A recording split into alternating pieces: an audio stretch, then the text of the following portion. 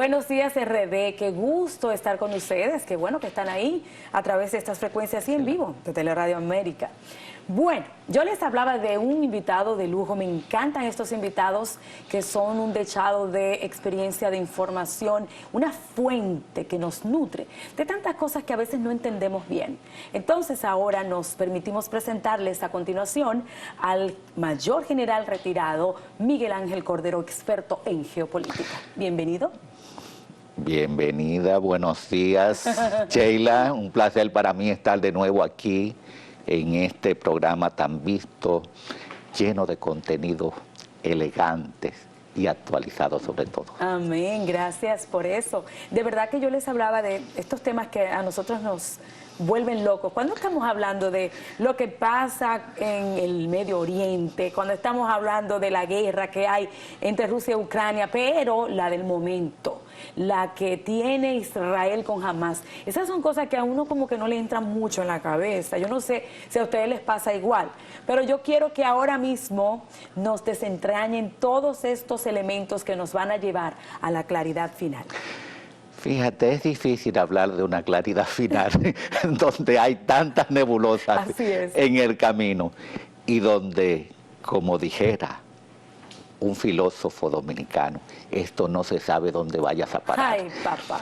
En ese sentido, ese conflicto, no vamos a decir judío-palestino, porque es contra una facción precisamente que ha sido tildada por terroristas Estados Unidos, Unión Europea y otros países más del ámbito occidental. No es un grupo terrorista al final. Bueno, al principio y al final.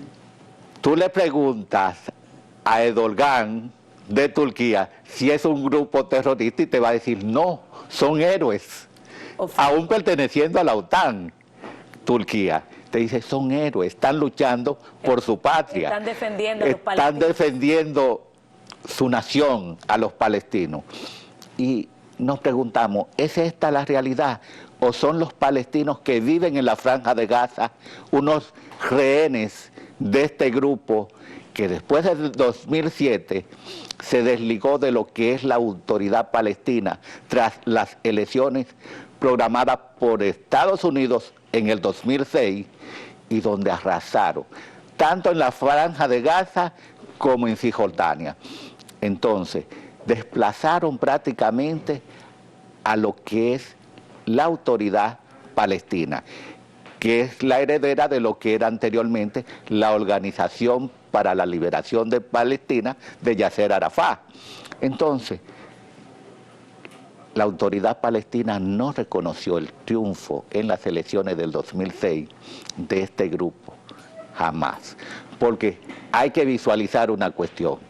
Dentro de la oposición palestina, dentro de la resistencia palestina a lo que es la consagración para un Estado palestino, hay dos facciones. Una facción islámica que está representada por Hamas y una facción laica que es la representada por lo que es el gobierno de la autoridad palestina de Mahmoud Abbas. Entonces, en ese sentido, hay un choque de sazones. ¿Por qué? Porque Hamas tiene una visión sobre que el Estado debe estar fundamentado en lo que es la religión. Las políticas de los estados son fundamentadas en lo que es el ámbito religioso y en cambio el laicismo establece que la religión y el Estado son dos conceptos diferentes y por eso hablamos de laicismo, donde el Estado tiene preponderancia. Entonces, en ese sentido y bajo ese contexto, aquellos que dicen que debe haber un Estado palestino, yo me pregunto como analista, pero ¿bajo el control de Hamas o bajo el control de la autoridad palestina? Porque no se ponen de acuerdo. Pero en este momento, porque nunca habíamos visto, creo, una guerra que concite tantas opiniones encontradas, porque todo el mundo dice, bueno, a favor de quién me voy, los occidentales están a favor de Israel. Entonces, ¿a dónde entra Israel dentro de este contexto que usted está mencionando? Fíjate lo siguiente, es una guerra prácticamente diferente a las anteriores, las guerras de del 1973, la guerra del Yom Kippur, donde todavía estábamos en pañales en cuanto a las redes sociales. Ah, no, claro. La guerra de los seis, espacio, ¿no? óyeme, la guerra de los 6 días del 1967, ambas guerras que fueron una victoria para Israel, pero las redes sociales no tenían tanta incidencia y los mismos estados no manejaban esa publicidad, ese ambiente publicitario a su favor. Algo que está sucediendo ahora en el 2023, que la tecnología disfraza lo que es la realidad, donde tú te confundes, tú no sabes dónde está la verdad y dónde está la mentira. Para usted, general, ¿dónde está la verdad entre Israel y el grupo Hamas? Mira, es difícil diseñar y establecer a ciencia cierta la posición de uno y el otro. Ahora, yo particularmente soy partidario de una conciliación y que se generen 2 estados, un estado árabe palestino y la consolidación de lo que le debe corresponder a un Estado Israel. Y debemos estar conscientes de algo en el ámbito histórico, que desde el 1915 hasta el 1917 se fraguaron por una potencia, por Inglaterra, 3 acuerdos que generaron una nebulosa en esta dinámica relacional. En el 1915, a través de un convenio con los árabes yerifes de la Meca, Gran Bretaña le prometió un Estado árabe. No estamos hablando de un Estado palestino, un Estado árabe, bajo un acuerdo con Arabia Saudí, Siria, Líbano. Pero en el 2016, en el 1916, a través del acuerdo Sykes-Picot, le prometió a Francia la repartición de los territorios de Siria, de la Mesopotamia y otros territorios árabes, por debajo. Ahora, existía hasta ese momento una relación muy estrecha con Francia, porque fueron los que apoyaron al Imperio Otomano en la guerra de Crimea del 1853 al 1856. Pero hay otro acuerdo, el acuerdo Balfour, un acuerdo que el ministro de Exterior de Gran Bretaña, Arthur Balfour, congenió con el movimiento sionista judío, un movimiento que el más destacado fue Theodor Herzl, quien escribió en 1895 una obra llamada El Estado Judío. Los sionistas, a diferencia de los demás judíos, concebían que Israel requería, o la nación judía, de la conformación de un Estado, diferentes a los antisionistas. Ese movimiento sionista fue que dio a luz lo que fue la creación y el interés nacional para la conformación de un Estado judío, y fueron creando las bases para ir ocupando lo que ellos entendían que le correspondía desde los tiempos de Abraham, en las tierras cananeas, en lo que era la vieja Jerusalén, que fue diezmada por un emperador romano llamado Adriano en el año 135 después de Cristo, cuando eliminó lo que se llamaba la provincia de Judea y le puso el nombre de Palestina. Precisamente, este es el punto neurálgico, el sionismo. Ese movimiento es lo que como que ha desatado la furia en esta región.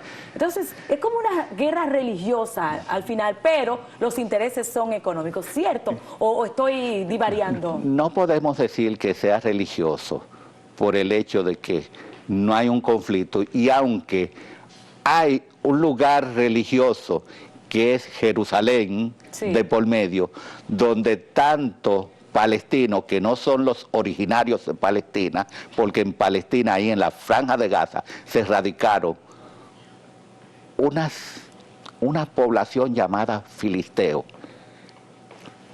que provenían del mar Egeo, hay diferentes versiones, pero eran originarios. Ellos están ligados ahí, ¿verdad? Sí. Hay como que se confunden que si son de Palestina, que de Israel. No, ahí se está consciente de dónde es cada quien, de dónde es cada quien hasta el momento. Entonces, en ese sentido, la gran inquietud está ahora mismo, no es un problema religioso, aunque Jerusalén, la mezquita de Al-Aqsa, es una mezquita donde se dice que el profeta Mahoma amarró su caballo Baraz ahí en una piedra y de ahí se fue al cielo. Ofrézcome. Y donde Abraham, el gran padre de la fe, también se encontró, iba a hacer el sacrificio de su hijo Isaac. Usted hablaba de que lo ideal sería que haya una conciliación entre las partes, pero lo que yo veo es que honestamente Israel, aunque la mayoría del mundo occidental está con Israel, lo defiende, pero yo veo que Israel no quiere soltar esa teta, es como chupando y haciendo siempre la guerra a la franja de Gaza. Entonces, ¿qué es lo que está pasando ahí? Porque Israel no quiere soltar eso. No es que no lo quiere soltar, lo que pasa es que las conquistas, las luchas, a través de las guerras, los territorios conquistados, por ejemplo, a Siria, en lo alto del Golán, y a una serie de poderes, porque anteriormente el regente de todas esas tierras, esos eran territorios, la última potencia que dirigió esos espacios fue el Imperio Otomano, que perdió en la Primera Guerra Mundial.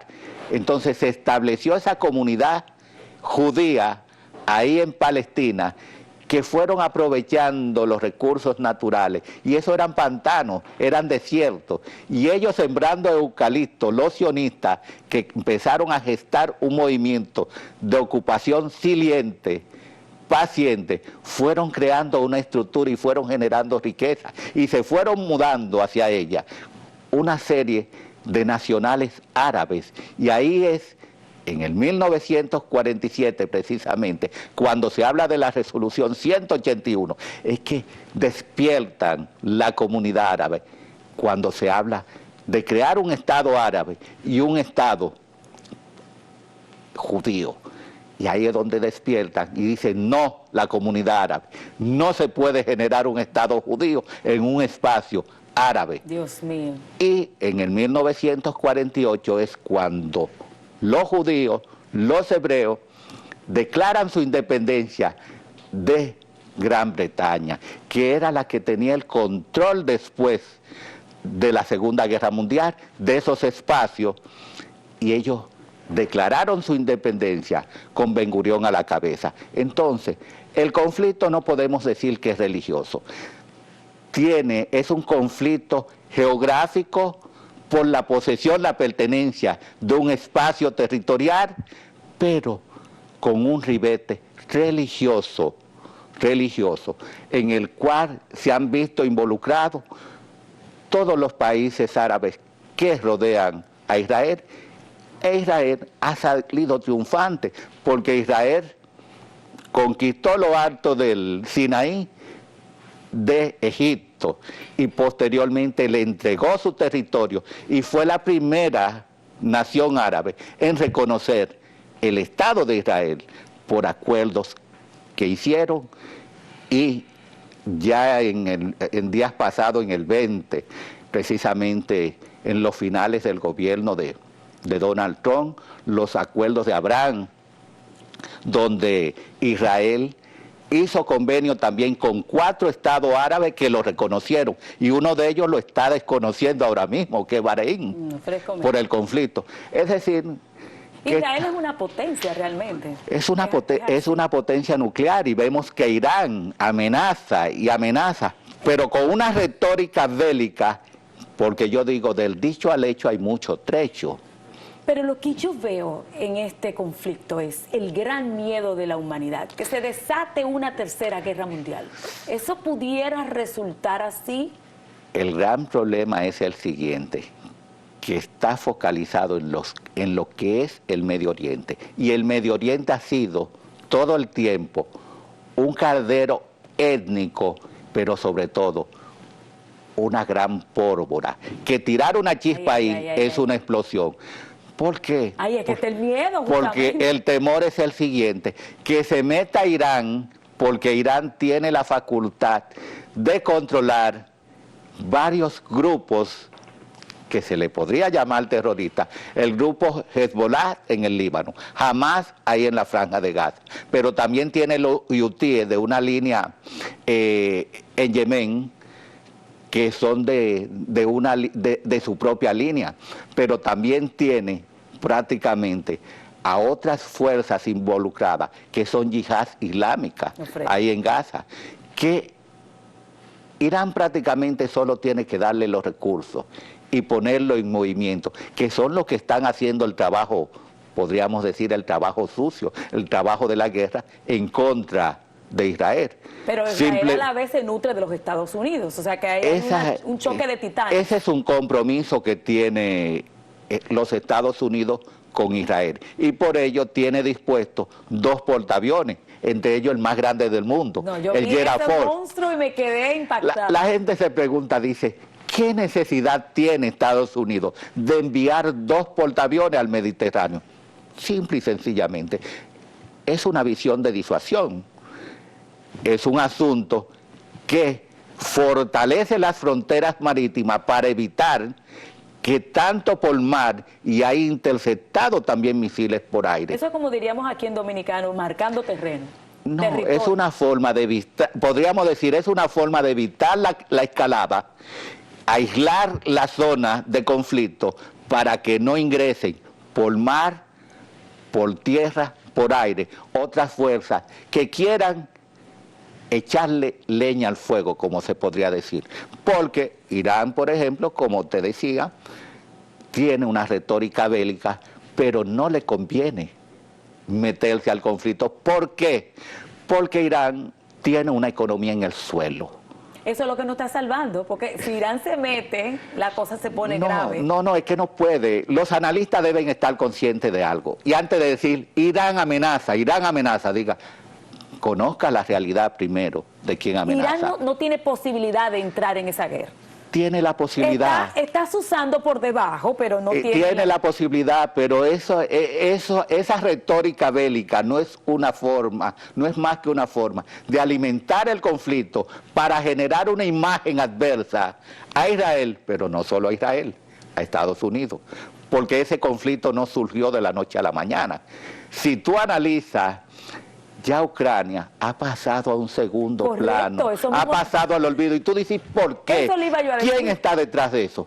Bueno, puede estar Rusia, como puede estar China, porque hay un interés de que se olvide y de que Occidente deje de prestar apoyo a Zelensky en Ucrania, en el conflicto en el Donbass, para debilitar aquello y restarle, por un lado, importancia a ese teatro, pero sobre todo, para que se olviden de la mala imagen de Vladimir Putin en su accionar como Bucha y una serie de contiendas en las cuales la población civil se vio bastante diezmada, pero ahora está reclamando sobre lo que se llaman los derechos de esa población palestina, que no se debe bombardear espacios de civiles cuando lo ha hecho en Ucrania. Así es. No hay moral para eso, como se pueda decir, pero en la guerra no hay moral, que es lo que deben entender muchos analistas, que en las guerras no existen los derechos humanos. La guerra es la continuación de lo que es la diplomacia, pero por otros medios. De la retórica política inmediatamente se pasó a la lógica bélica, ya es otro mundo. Entonces, en ese sentido... En la guerra se vale todo. Ese es un refrán. Hay lo que se llaman los códigos de guerra en cuanto a los prisioneros y eso. Existe una normativa jurídica para la guerra, pero la pregunta es la siguiente.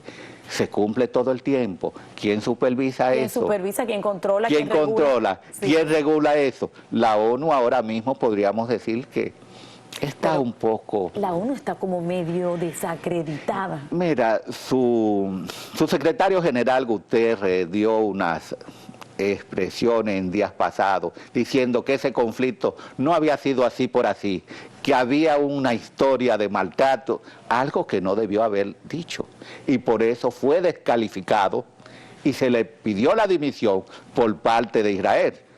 Entonces, es un organismo que no ha jugado su rol debidamente, y si no juega su rol debidamente, los demás organismos internos están también debilitados por falta de credibilidad.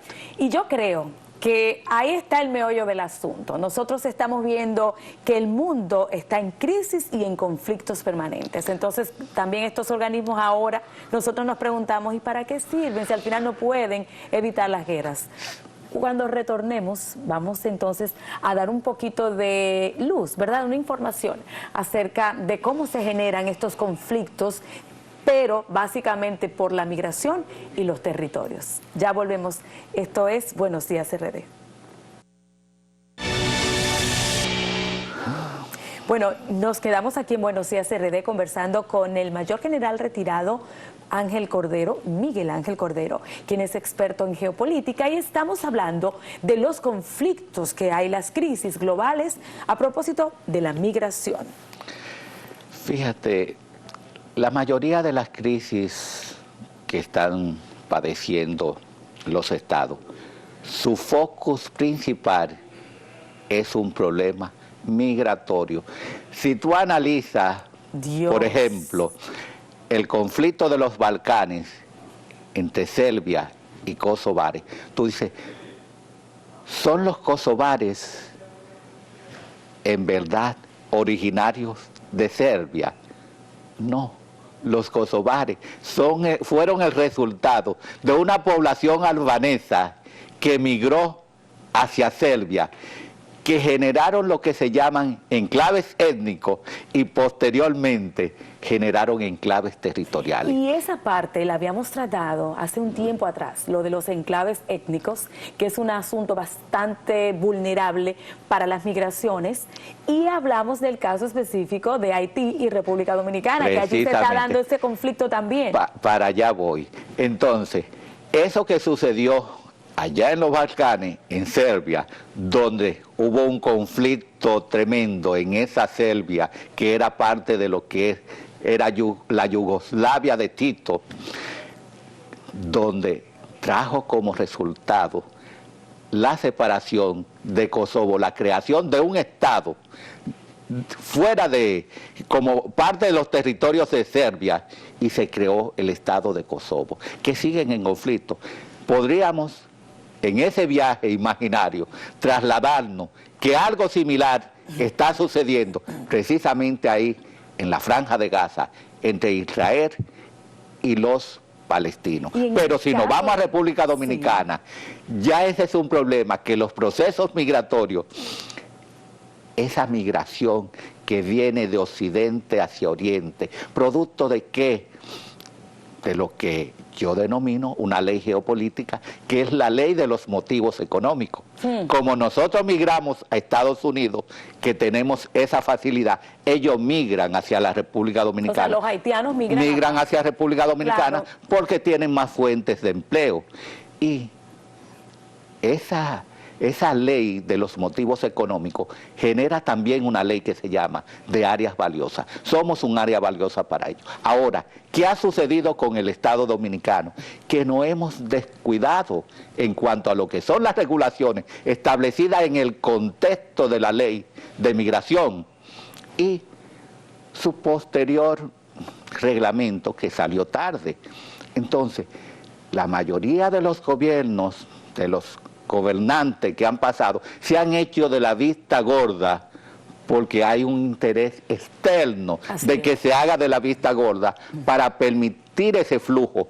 Y ese flujo migratorio de haitianos ha generado lo que se llaman enclaves étnicos, que posteriormente podría suscitar de lo que se llaman enclaves territoriales, y esa masa humana migratoria va a generar derechos, derechos donde ellos van a exigir una participación política en la vida política nacional. En días pasados querían crear el Partido Dominico Haitiano y la Junta Central Electoral lo desconoció, pero en el día de mañana el gran riesgo está en que tengamos un alcalde, que lo hemos tenido, que tengamos diputados, que tengamos senadores, y hasta que podamos tener un presidente de origen haitiano. Dios mío, en 30 segundos, porque ya tenemos que irnos, ¿quién tiene la razón en el conflicto actual por el asunto del río Dajabón masacre? El conflicto río Dajabón ha sido un conflicto mal manejado porque nuestras autoridades firmaron el último acuerdo que firmaron, validando la creación de un canal. Es decir, que nuestra diplomacia ha fallado en cuanto a eso. No hemos hecho de la vista gorda y ahí están los resultados. Y por eso es que los haitianos están envalentonados al final. No, ellos ahora mismo, la frontera son ellos que la tienen cerrada, prácticamente ahora. Nunca habíamos visto cosas semejantes. Pero falta más por ver. Si no sabemos manejar lo que yo denomino una diplomacia proactiva, no tanto a nivel local, sino a nivel internacional, porque ellos son más creativos que nosotros en el ámbito de la diplomacia internacional, y por eso nosotros estamos tan desmoronado a nivel internacional en cuanto a credibilidad en el conflicto dominico-haitiano. Señores, se nos acabó el tiempo, pero gracias por preferirnos, gracias al general Cordero que nos ha dado esta luz acerca de todos estos conflictos globales. Para la próxima lo invitamos de nuevo. Gracias a ti, a ese público que te sigue fiel a este programa Buenos Días, RD. Así es, sean felices, nos vemos el otro lunes.